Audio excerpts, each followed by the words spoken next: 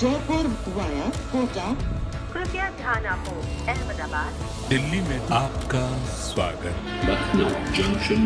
ನಿಲ್ದಾಣದ ಕಡೆಗೆ ಹೊರಟಿರುವರೆ ಚೆನ್ನೈ ಬೆಳಗು ತಿರುಚಿರಾಪಳ್ಳಿ Hyderabad Punjab Express পরবর্তী স্টেশন নেতাজি ভবন कृपया ध्यान दियो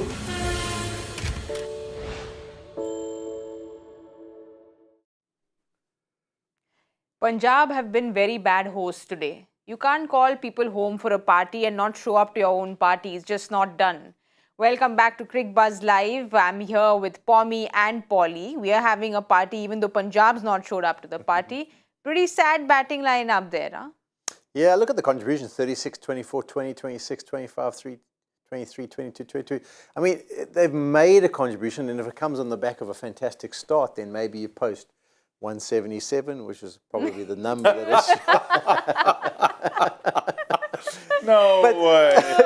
But I think even that caught me off guard. But I think the problem is going to be that middle order for them. And we're talking about who's looking like he could become the saviour is Livingston. But what? Like on the back of 3 months of no cricket or even longer, I mean, they're missing Bairstow. I think that's huge, him pulling out before the RPL. But they rely on Dhawan, and he didn't produce today. And that kind of score, looking at the batting lineup of Gujarat, I'm not feeling it for Punjab. So they'll be not having a party at the end of the day's play, I don't think. What was it we were talking about before the start of the game, about strike rates and all the rest, right? And the necessity for balance. And I spoke about how last season it was a case of, oh, gotta go out there, go at it, smash it. We've got an aggressive lineup. When you think of the likes of Livingston and I suppose Bairstow, Rajapaksa, all those guys like to be aggressive.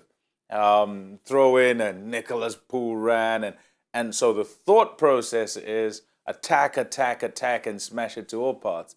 But there still has to be a sort of control in the way that you go about it. If there isn't, then it's going to be difficult. And looking at this lineup now, there is a necessity for somebody to kind of be guiding what goes on. And if they don't have Dhawan doing it, then nobody else seems to be able to kind of do what's necessary. In the games he's scored runs, they've been able to get to some sort of a total that with a bowling lineup that they do have, they do not have to be gung-ho per se. If the conditions allow, yes. But still, I think there needs to be method and control to how you do it. And there must be a bare minimum they kind of need to try and get to allow their bowlers to then operate. And I don't know, 177. But, you know, no one really settled in at any point. I think if at all, there was Short who was trying to, anchor things a little bit, but he had no partners at all because every wickets kept falling at every interval. We just saw that graphic, if you all can pull that out for us again. So it was just constant intervals of wickets falling. And so there's not an element of confidence there. And there's one thing talking about a positive game plan, as Pommie said, and that's what the talk in the media is all about. But you have to have the guys first feeling comfortable about their positions and then stride into the crease and being comfortable about what they're trying to do. And you get that feeling that for them, they're kind of looking around thinking who's going to be the player rather than knowing who's going to be the player. And I also think when you try and ensure that you make up your squad really well, a key ingredient is to have 2 or 3, the more of them you can have, are batters who have had great success in the IPL, particularly the IPL, not potentials and those who've had success in other places, because it's a different place, it's a different tournament. And just generally, and this is no diss on all the other tournaments, but just generally, it's more difficult, right? So the standard's that bit higher, and you're not going to be allowed to get away with anything. So if there are holes in your side, your opposition are going to punch through them. And that's kind of how it goes. And so when you look at that lineup and you go, okay, Dhawan, been doing it for years, and that's who's going to do it, you're asking yourself, who else? How many IPLs have these guys played?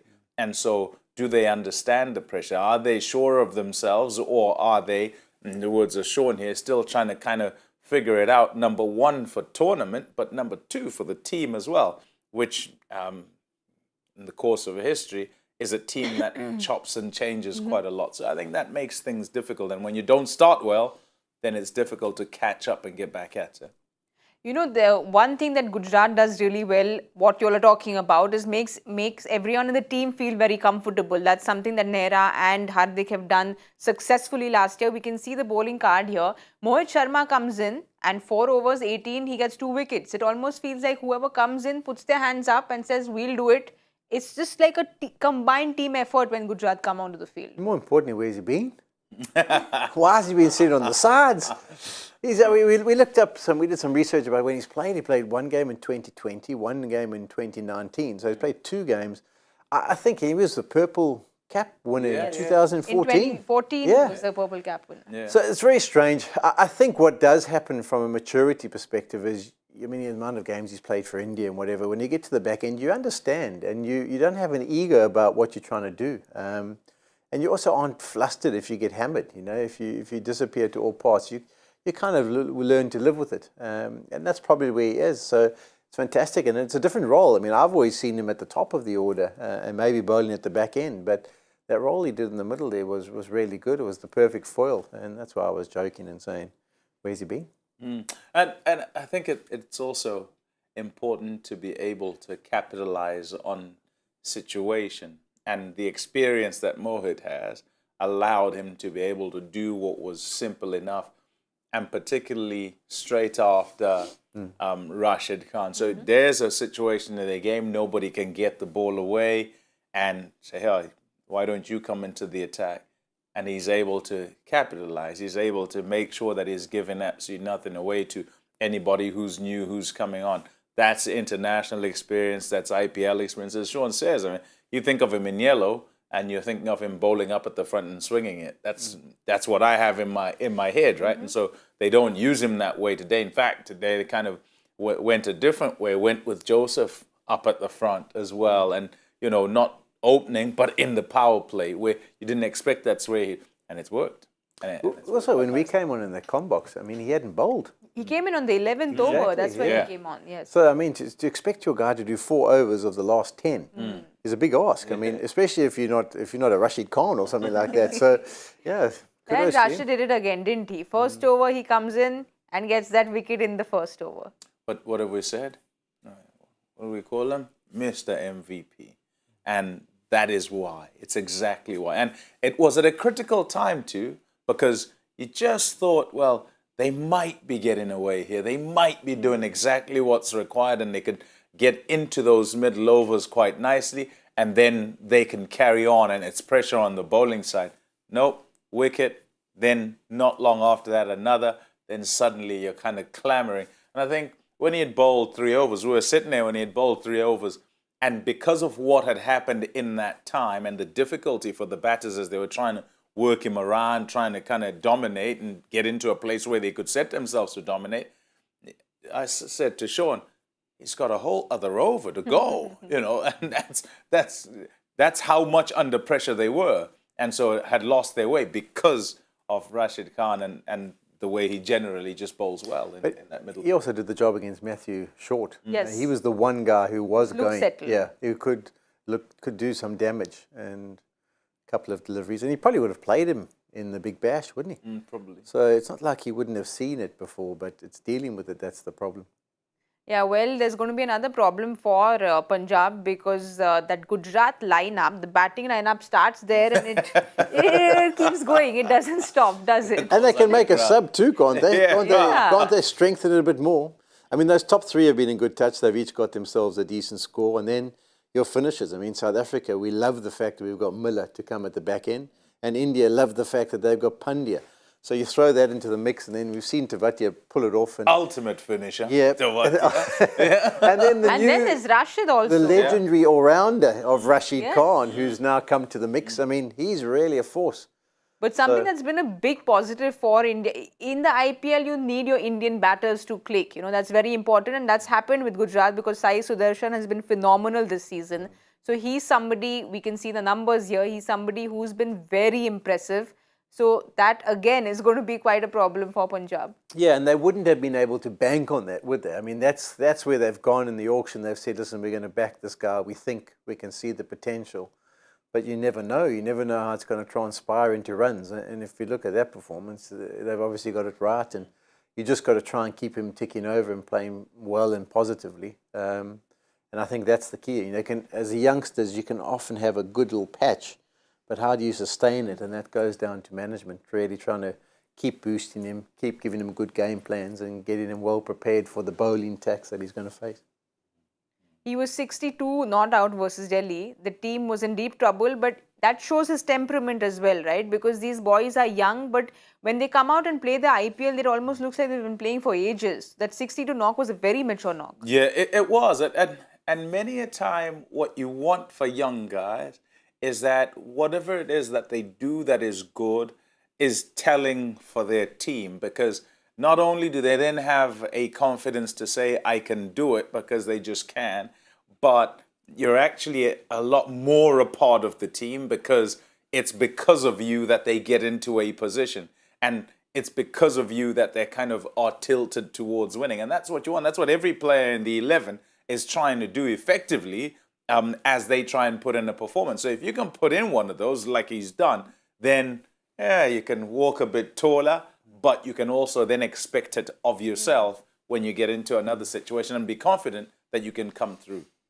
And well, there's a lot of pressure on another person, Sam Curran, because Punjab has put in those big bucks on him. Do you think that's playing on his mind? Because he is a carefree player. He is somebody who seems pretty carefree, likes the pressure, but not really translating for him this season. Yeah, it has been a bit of a surprise. I mean, even when he came and played in the SA20, even in the one-day internationals that he played for England versus South Africa, you could get the feeling that his batting wasn't at the best. And the thing that always struck me when he first came into the IPL is how clean he struck it, how brilliant he was at just clearing the boundaries. He was often promoted for CSK, put up the order, and he'd walk in and absolutely middle it all over the ground.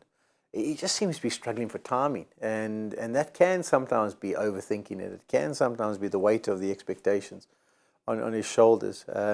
But for their sake, you hope that maybe even with Livingston coming back, maybe the two of them get together and click, because there's like a bit of good chemistry between them. But something has to really kick on, because it's just 2 or 3 performances that can say, okay, hold on, I've kind of earned my money now. Let me just concentrate on trying to play my best and put that behind me. But also his bowling, he's just taken 1 wicket so far, if I'm not wrong. So Yeah, that's also an area of concern, right? It is a concern. I'm trying to think how he went last season. And I seem to remember that he turned up and got 5 wickets, or he got a hat-trick or something, but early on. You're thinking about the World Cup. As well. And I tell you what, he's one of those guys, as I think about how he's gone in the tournament, he's one of those guys where you'd say he'd be put in positions where many wouldn't expect that it'd be him who'd be put there. And that's not to say he's very good. He's very good and versatile. And so in the times where he's been put in places and sort of plugging a hole, so to speak, explodes, right? Does wonders, and everyone's, this Sam Curran. And I think his greatest quality is, 1, the versatility, but 2, there's this scrap sort of attitude where if he gets in a fight, if it's a one-on-one with whoever, many a time he'll come out on top. But I think that's very much from a position of, you're not necessarily the man. You're not necessarily the guy. You might be the guy. Yeah, the man. So you might be the guy they call on, but you don't start out with the guy that say, right, here, you first, let's go, set us on our way. And now that's what it's become. And since it's become that, it's kind of everyone's going, come on then, can we have something, And it's not quite happening for him. It's not to say that the quality's gone away. I don't think it has. I think it'll take time. But the issue is not many will have the patience simply because of the price tag, right? Many want things every day, every game, you've got to produce because it's a short you've got this tournament, big, big price tag on you. I think the other thing that they're going to have to work out is if you had a look at the success they had in the World Cup, it was massive fields. And you'd run in at the back end, slow ball bumpers, and guys would middle it but get caught on the fence. Some of these grounds in India are just much smaller than that. I mean, we can remember at that World Cup watching, I think there was like from the edge of the circle, sometimes it was like 50 extra meters you had to go. So he might just have to alter his game plan a little bit to be a little bit more effective in what he's trying to do. But as Pom said, he is a fighter. I think he just needs to work through this a little bit. And then maybe by the middle to the back end, I'm sure he'll come good. I mean, he's a nice player. Yeah, he is. I just also get the idea that, as Pom says, I don't think he's used to being the one that everything's pegged on. Pinned around him, yes. And also, I mean, it's a crazy game, this, and I continually say, you know, how it's about failure and whatever, but you have a kind of long purple patch, then you also have to see the other side of that, and that you're going to have a period of time to deal with where not much goes right. And if we go backwards, kind of everything is going right for Sam Curran, you know, and anything he touched, it absolutely worked, whether he was in the yellow of Chennai or whether he was in the blue or red of England. Every time he went into bat, bang, bang, hit 6-6, face 5 balls, get 20 runs, whatever it is, right? But always contributing in some way or other. And so that's why he's Mr. Blue Chip, right? That's why they buy him for that price. But it doesn't quite go right, and you kind of have to ride with it for a little bit, and it'll come out because he's certainly got the skills. Well, there are certain skills that we need to improve on, if we can say. Those are the power I'm glad you said we. Well, none of us succeeded. None of us did. Well, I mean, anyone who went over 180 was mad. It was never going to get to 180. I have faith in this Punjab side. I don't know about others, but never mind. Okay, so 6 over point, what's it going to be? Go on, Shaun. 6 overs. I'm going for 49. Yeah, 46 is what I had in my head. Yeah, I'm going to... So now we'll have to keep them 5 runs apart, correct? Yeah, we do. We need a winner. We need a clear winner. So I think I'm going to go higher. I'm going to go 54, 55, 55. I'm going to go with 42 because we have to play by the rules and I was the last one. So 42, 49 and 55, that's what we've got. And Paulie is being very competitive about this because I think he remembers what I said. I said that Pommie got this bang on yesterday. So he needs to get that one tick on his box. He needs to get that one tick on his box. We'll wait and watch what happens. Don't forget to join us at the 10 over point at the Cricbuzz com box. See you all later. Jaipur via Kota. कृपया ध्यान आपको अहमदाबाद दिल्ली में आपका स्वागत. Lucknow Junction. ನಿಲ್ದಾಣದ ಕಡೆಗೆ ಹೊರಟಿರುವರೆ Chennai ಬೆಳಂಗೂರು Tiruchirappalli Hyderabad Punjab Express Boloboti Station Netaji Bhavan. कृपया ध्यान दें